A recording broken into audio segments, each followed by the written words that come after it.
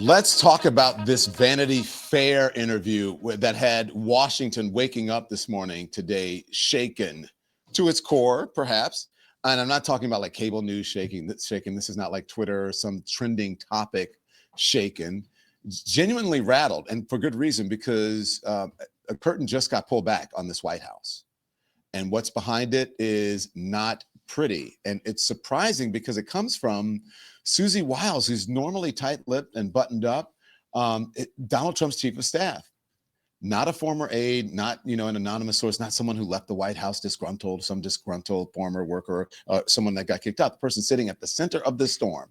And she gave a year's worth of on-the-record interviews, and she didn't sugarcoat anything. I think it was like 11 interviews throughout a period of time that they'd been there. She describes, and this is to Chris Whipple, great job, Chris, over at Vanity Fair, describing that managing Trump like managing volatility. That's the word, volatile. She even refers to his temperament as an alcoholic's personality. Here is MS Now reporting on that quote about an alcoholic's personality. Vaughn, can you just give us a little more context on this alcoholic personality comment? Right. And number one, this was an unexpected interview that dropped here in these two different pieces from Vanity Fair and from its reporter and its author, Chris Whipple, here this morning, frankly, because we're not used to hearing Susie Wiles speak publicly all that too often. He says in his piece that this came over the course of 11 interviews dating back to last year. But you mentioned the comment there about the alcoholic's personality. I just want to let you look at this passage here from Chris Whipple's piece. He says, some clinical psychologist that knows 1 million times more than I do will dispute what I'm going to say. This is according to Wiles. But high-functioning alcoholics, or alcoholics in general, their personalities are exaggerated when they drink. And so I'm a little bit of an expert in big personalities. Wiles said Trump has a, quote, an alcoholic's personality. He, quote, operates with view that there's nothing he can't do. Nothing, zero, nothing. Wow. I mean, alcoholic's personality. That's her phrase. Think about that. The chief of staff of the White House publicly describing the president that way. That alone should stop you in your tracks right there. She talks about the cabinet like it's a clown car, chaos, ego, constant drama around, not policy debates, not strategy, just damage control. It seems that that's what her job is every single day. And then she talks about everyone, including Elon Musk. According to Wiles, he was a complete solo actor, she says. According to this report, this article in Vanity Fair, uncontrollable, sleeps in a sleeping bag inside the executive office building. She says that he is an avowed ketamine user, calls him odd, shrugs it off as genius behavior. Okay. I mean, remember, this was the man running a scorched earth campaign through the federal government under the banner of efficiency. And even she admits that it wasn't helpful. That's Washington speak for reckless. And then we get to there's a revenge tour. Wiles admitting that there was a deal, a loose agreement that Trump's retribution would end after 90 days. 90 days. Like, vengeance is like has some sort of shelf life. I mean, that was bizarre, not really explained there. But later when pressed, she walks that back.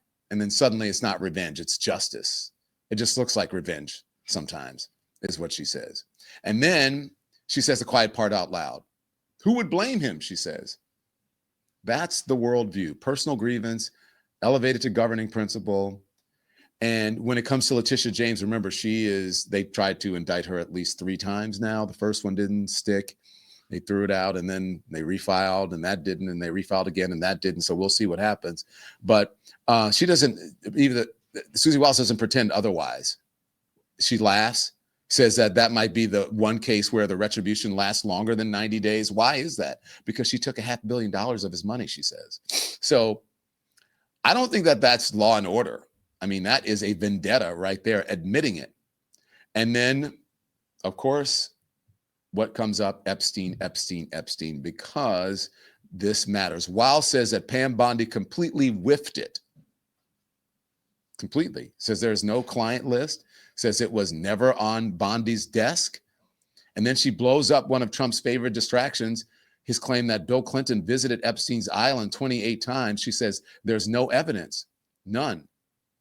And she says Trump was wrong. So if Clinton isn't the story, then who is? And why is Trump still trying to shift the focus? Remember, again, you would think that this was Bill Clinton's chief of staff, but this is Donald Trump's chief of staff right now. And they also talked about Venezuela as well. And this should scare you because Wiles says that Trump wants to keep blowing boats up until Maduro cries uncle. Those are her words. Blowing boats up. That directly contradicts the administration's public line about drug interdiction. So what is this? What is it?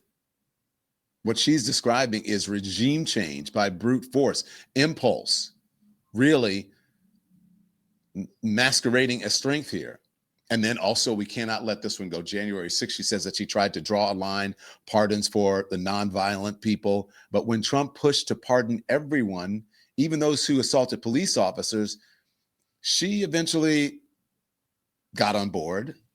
But she says, I think she says when it was that Donald Trump had the tie-breaking vote when it was a tie. So I guess as chief of staff, she just has to go along with it. But that's what I'm getting from this article, because the question became whether they had served enough time, not whether they tried to overthrow democracy. That tells you everything. Everything. Also, she recalls Trump berating her for an hour, over and over, for over an hour, late one night over a poll, ranting, raving in front of other people. She says that she didn't know whether to argue back or to stay stoic. And what she really wanted to do was cry. That's what she said. So look, that's the environment inside the White House. Fear, humiliation, power used as a weapon. I mean, is this surprising? It's not surprising. It's the things that we already knew, but to have her say it and confirm it. And before I finish this, I'd talk about Putin.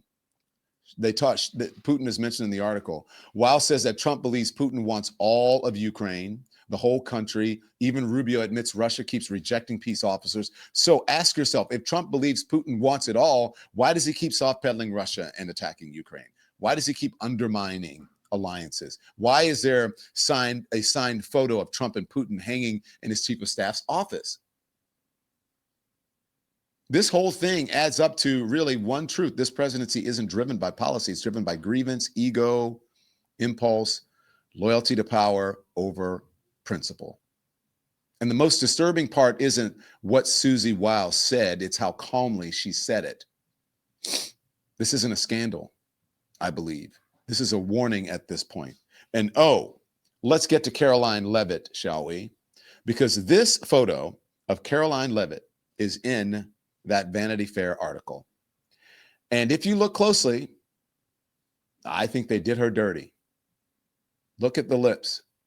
Now, one would say if you have had any sort of interaction or experience with someone who has gotten lip injections, that those are the injection marks on her lips.